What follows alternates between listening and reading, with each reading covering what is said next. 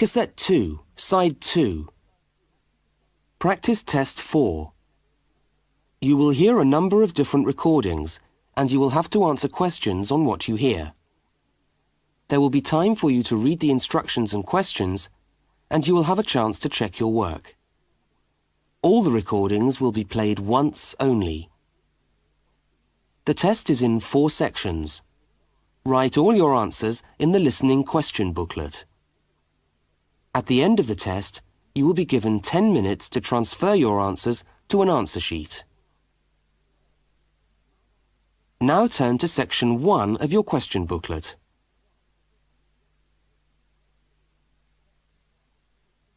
Section 1. 2 students meet on the university campus. They start a conversation together. First, look at questions 1 to 5. For each of the questions, 4 alternatives are given. Decide which of the alternatives, A, B, C or D, best fits what you hear on the tape, and circle the appropriate letter.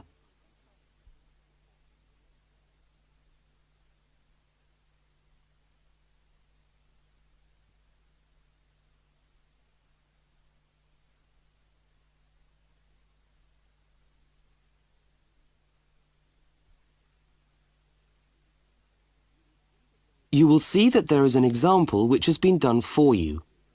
On this occasion only, the conversation relating to the example will be played first.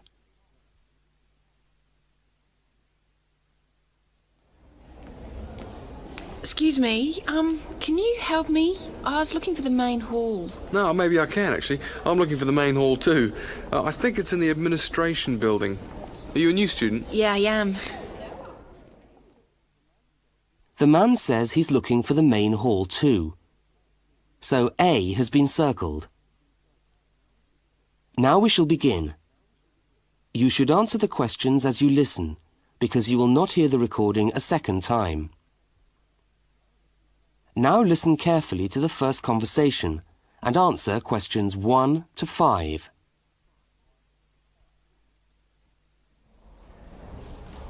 Excuse me, can you help me? I was looking for the main hall. No, maybe I can actually. I'm looking for the main hall too. I think it's in the administration building. Are you a new student? Yeah, I am. Yeah, I thought you looked as lost as me. I'm trying to find the admin building too so that I can register for my course, but I don't seem to be having much luck. Well, look, according to this map of the campus here, you go straight up the steps, turn left, and the building's on the right. Okay, let's see if we can find it. Ah, this looks right. Yeah, it must be. Look, there are hundreds of other people here. There must be at least 50 people in the queue. We'll be here till gone 2 o'clock at this rate. Yeah, and I'm starving. So am I. Actually, I was on my way to the canteen to get something for lunch. Hey, why don't I go to the canteen and buy something, and you stay here and wait? Good idea. What would you like? Pizza, sandwich, hot dog, fried rice? They do everything. Oh, something easy. Takeaway fried rice sounds good. Okay, fried rice. No, on second thoughts, I'll have a cheese and tomato sandwich. Right, 1 cheese and tomato. Anything to drink? Yeah, give me coffee, would you? Hot coffee's a bit hard to carry. What about a Coke or an orange juice? Get me an orange juice then. Look, here's $5. Oh, yeah, take $2 back. Shouldn't cost me more than $3. Well, get the 5, we'll sort it out later. Oh, and could you get me an apple as well? Okay, back in a minute.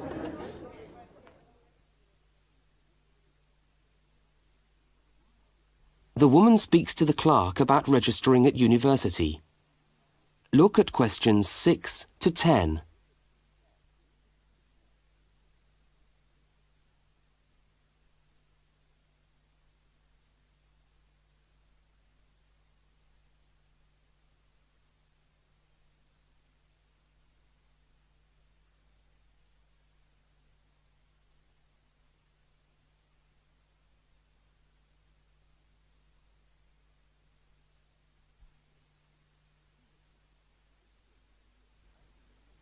As you listen, complete the form by filling in the numbered spaces 6 to 10.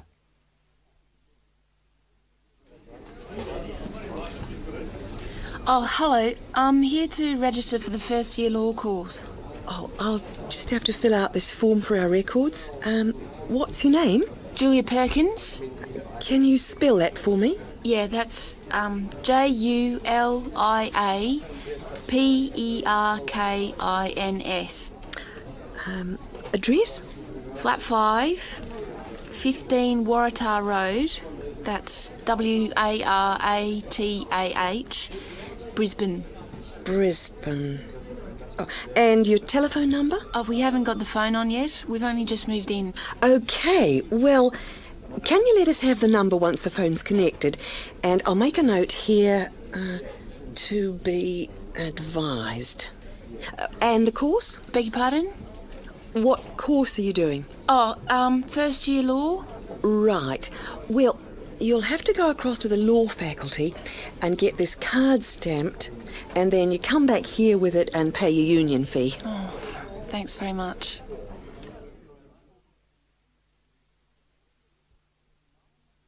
The man and the woman meet up again. Look at questions 11 and 12 and circle the correct answer.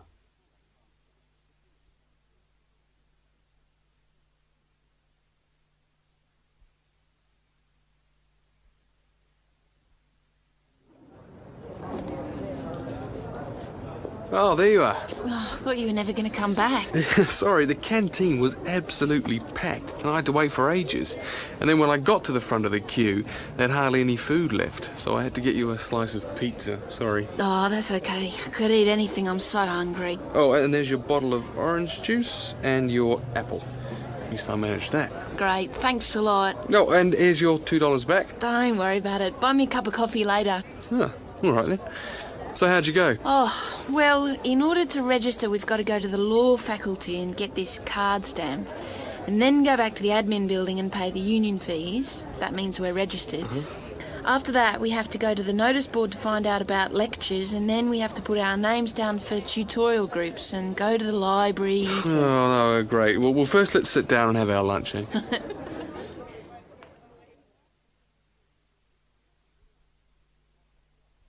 That is the end of section 1. You now have half a minute to check your answers.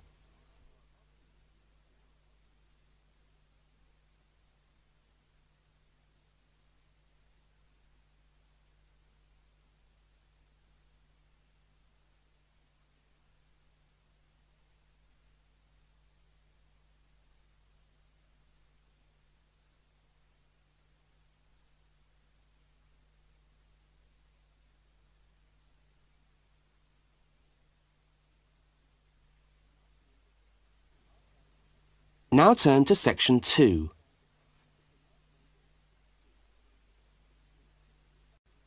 Section 2. You are going to hear a talk about banks in the UK. First, you have some time to look at questions 13 to 17.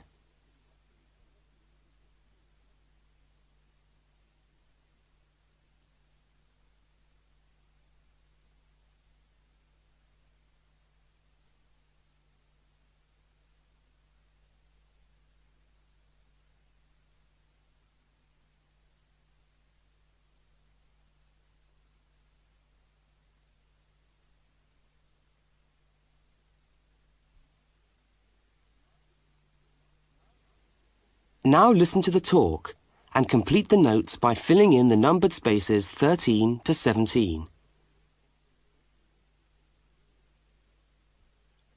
Thanks for turning up today. Thanks for turning up today to this short talk I'm going to give on student banking. Many of you are unfamiliar with the way banks work in this country, and today's talk should just give you a few starting points. I will, of course, answer any questions at the end. Right, well, as you probably know, you'll need to open a bank account while you're here. It's the safest place to keep your money, and it's best to open an account with one of the major banks. You should each have a handout with the names and addresses. Yeah? Right. There's Barclays in Realty Square, National Westminster in Preston Park, Lloyd's in City Plaza, and Midland in Hope Street. Okay, all these banks offer special student accounts. However, it's important to note that as an international student, you'll not necessarily be eligible for all the facilities offered to resident students. Now, as an international student, you will need to provide evidence that you can fund yourself for however long your course lasts. Banks have different policies, and the services that they'll offer you will depend on your individual circumstances and on the discretion of the bank manager involved. So it's a matter of going there and finding out about your own particular situation. Right. When you do go to open a bank account, you should take some documentation with you. I've already mentioned that you must be able to support yourself. In addition to this, most banks ask you to bring your passport and your letter or certificate of enrolment. Okay? Now, by far the most useful type of account to open is a current account. When you do this, you will actually get what is called a student account, which is a current account with special concessions for students. When you open the account, the bank will give you a checkbook, and you can use this to draw money out as you need it. If you need to write cheques in shops, you'll also need a cheque card. This is really an identity card, which guarantees that correctly written cheques up to the value stated on the card will be honoured by the bank. Okay? Everybody with me so far? Now look at questions 18 to 21.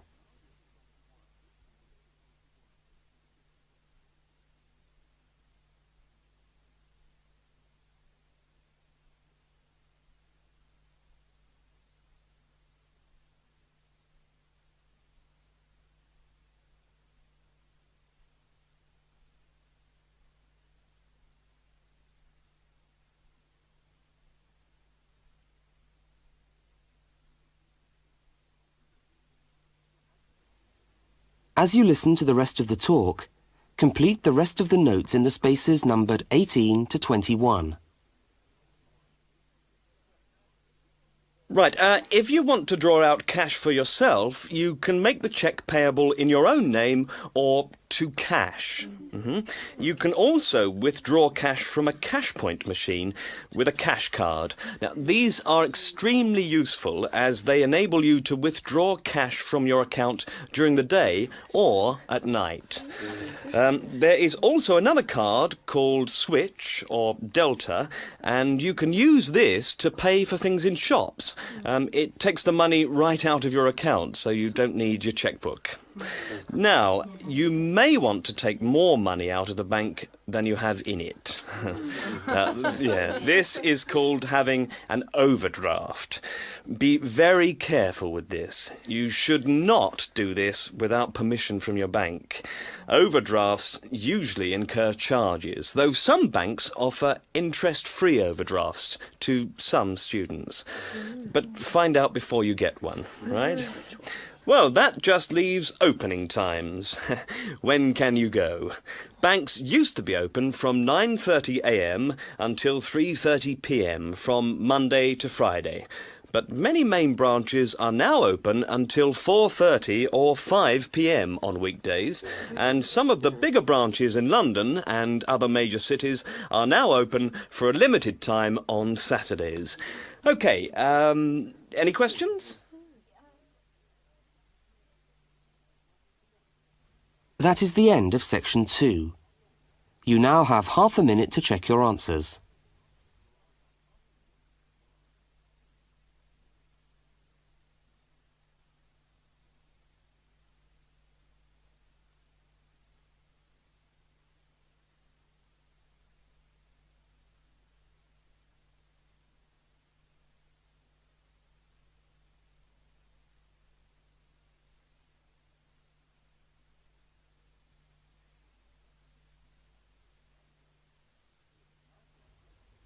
Now turn to section 3.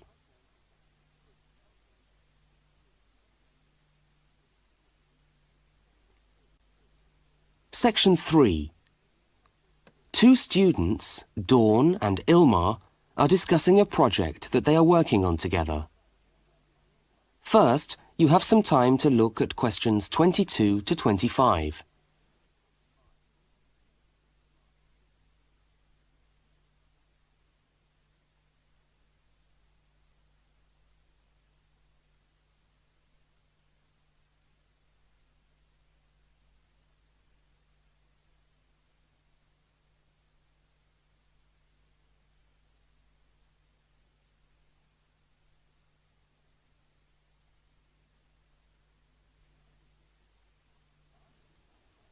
Now listen to the first part of the conversation and complete the fact sheet by filling in the numbered spaces 22 to 25.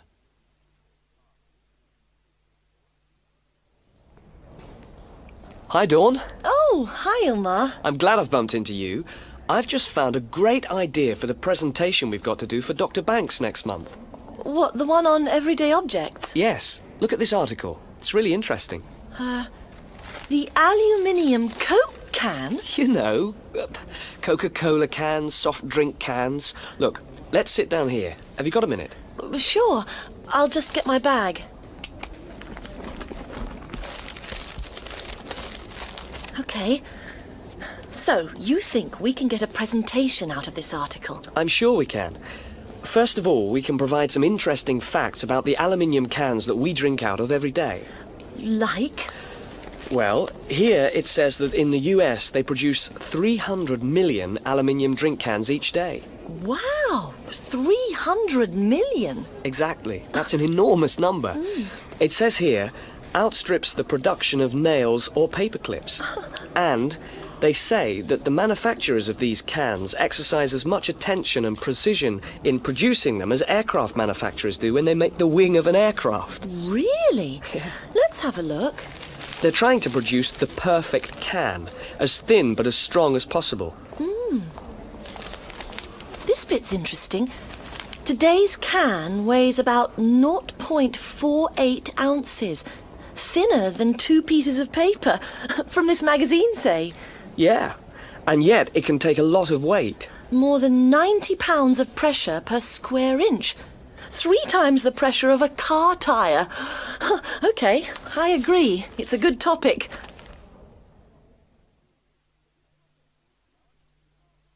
Now look at the diagram of the aluminium can and at questions 26 to 31.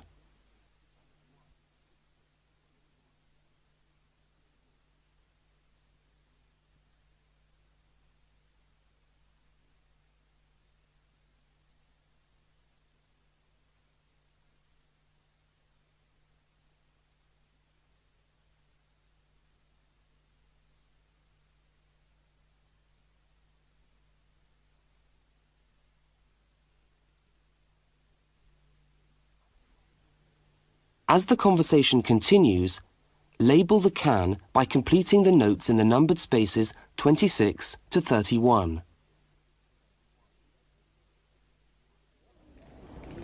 What I thought was that we could do a large picture of a Coke can and label it, and then talk about the different parts. Look, I've done a rough picture here. Okay, so where shall we start? Well, the lid is complicated. Let's start with the body first.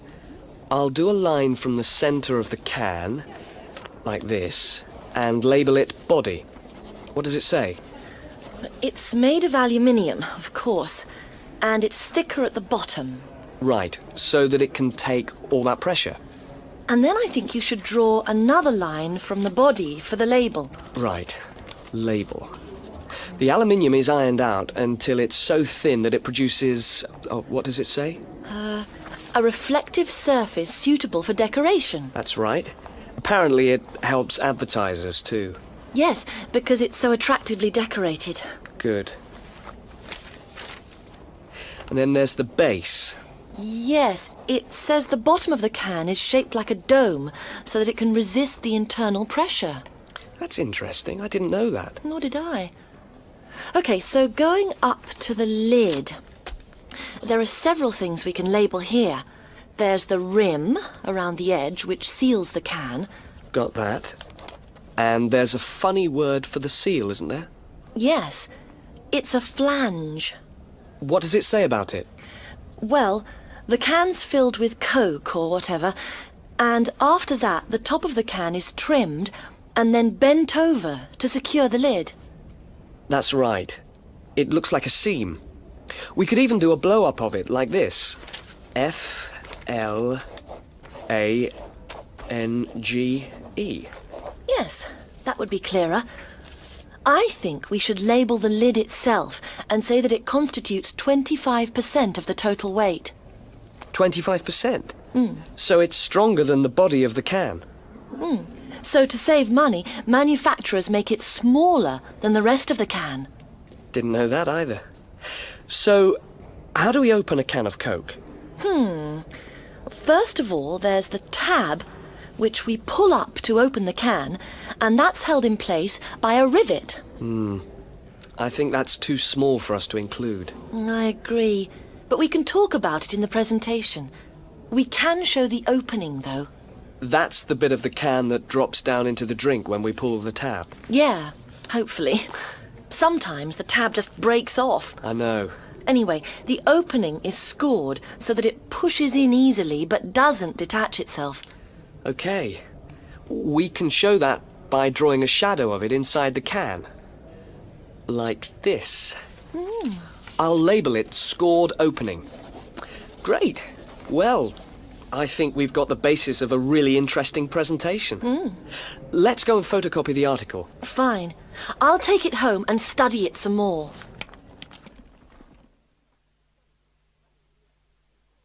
That is the end of section 3. You now have half a minute to check your answers.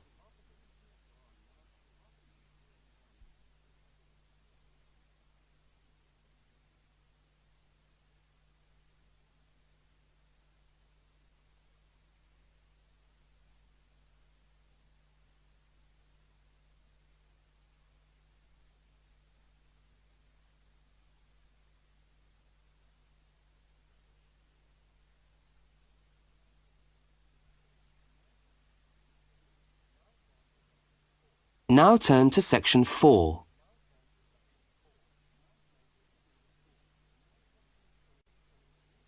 Section 4. You are going to hear part of a short university lecture. First, look at questions 32 to 42.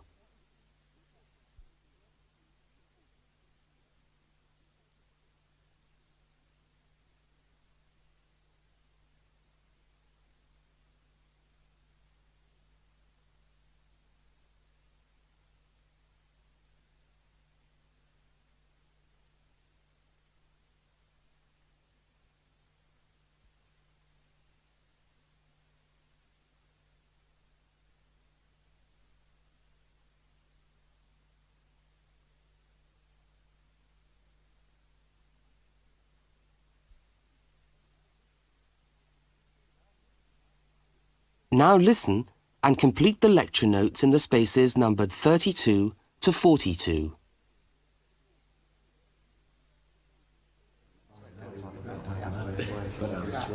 Good morning and welcome to the university's open day and to our mini lecture from the Sports Studies Department. Now, the purpose of this lecture is twofold. One, we want you to experience a university lecture to give you a taste of what listening to a university lecture is like. And two, we want you to find out something about the Sports Studies program at this university. So feel free to ask any questions during the talk and I'll do my best to answer them. Right, so what does a course in sports studies involve? Well, you wouldn't be blamed for not knowing the answer to this question because sports studies as a discipline is still comparatively new. But it's a growing area and one which is now firmly established at our university. Now, there are 3 distinct strands to sports studies, and you'd need to choose fairly early on just which direction you wanted to follow. And I'll just run over these now. Firstly, we've got the sports psychology strand. Secondly, we've got the sports management strand. And last but not least, there's the sports physiology strand. So just to recap, there's sports psychology, sports management, and sports physiology. Let's look first at psychology. Now, the people who study sports psych want to work with top athletes, and they're looking at what will take those athletes that 1% extra. What makes them win? When all other things are equal, physically all other things are equal, they want to know what are the mental factors involved. The sports psychologist works closely with the athlete through his or her training program and becomes an integral part of the team. In fact, you could say that they play just as important a role as the coach. So if you're interested in what makes people win, this could be the area for you. Now, secondly, we've got the strand which I referred to as sports management. And this goes hand in hand with the area of sports marketing. So you might like to think of this area as having two branches: management and marketing. On the management side, we look at issues relating to the running of sports clubs, management of athletes, that sort of thing. But then on the other side, we've got sports marketing. And this is the side that interests me more, because here we will look at the market forces behind sport. Questions like, why do people spend their money on a football match or a tennis game rather than, say, on buying a CD or going to the cinema? What are those market forces? Sport used to just compete with sport. Nowadays, it competes with other leisure activities. The spectators go to sport to be entertained rather than out of loyalty to a team. They want to have an evening out, and they don't want the cheap seats anymore. They want good seats. They want entertainment. And the professional sportsmen and women respond to this without question. They are there to give a performance. They provide the entertainment. So in the marketing course, we address all these commercial issues, and we look at how this hooks back into the management of sport. Now, the third branch of sports studies sometimes comes under another name and is also known as exercise science.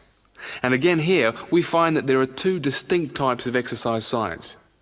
The first is working very much at the macro level, what I call the huffing and puffing people. So this looks at fitness testing, body measurements, all that sort of thing. But the more interesting side of sports physiology, at least in my view, is the side that looks at the micro level, looking at cellular change. They're doing cellular research, looking at changes in body cells when the body is under stress. So that just about brings us to the end of our mini lecture for today. I hope you found it interesting, and I look forward to seeing you all on our course next year. But feel free to come and talk to me if you want any more information. I'll be over at that notice board near the main entrance. Thank you very much.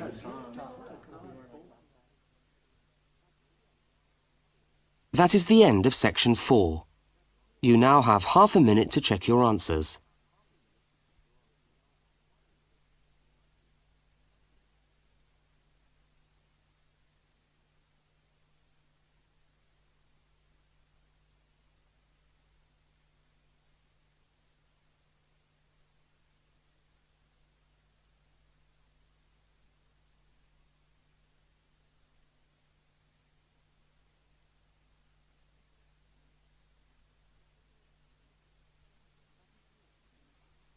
That is the end of the listening test. You now have 10 minutes to transfer your answers to the listening answer sheet.